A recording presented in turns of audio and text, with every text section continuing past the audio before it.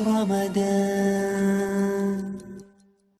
যদি কাউকে টাকা ধার দেই সেই টাকার উপর কি আমাকে জাকাত দিতে হবে?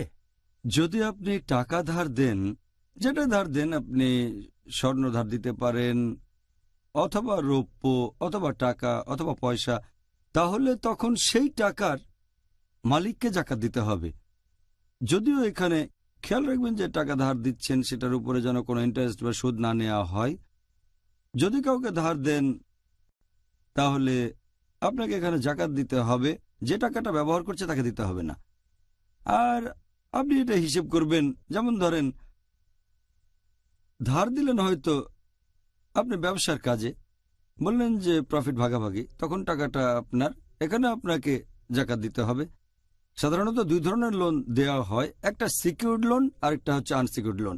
যদি আপনার বন্ধু অথবা আত্মীয়কে ধার দেন কোনো রকম ইন্টারেস্ট বা সুদ ছাড়া, দিলেন আল্লাহ সুবহানাহু ওয়া তাআলার খাতিরে, যদি লোনটা সিকিউরড হয়, ধনী কাউকে দিয়েছেন, সে ফেরত দেবে, আপনাকে জাকাত দিতে হবে প্রতি বছর।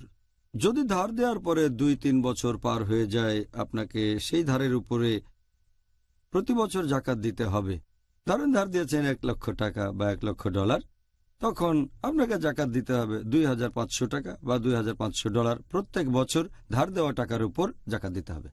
যদি জাকাত দিতে না পারেন, যদি ধার দেয়া টাকা বা দেওয়ার টাকা না থাকে, জাকাত দিতে না পারেন, তাহলে যখন টাকাটা ফেরত পাবেন, হয়তো পেলেন 3 বছর পর, তখন দিয়ে দেবেন 3 বছরের জাকাত। 3 গুণ 2.5, তাহলে জাকাত দেবেন 7.5%, $7,500 টাকা বা $7,500।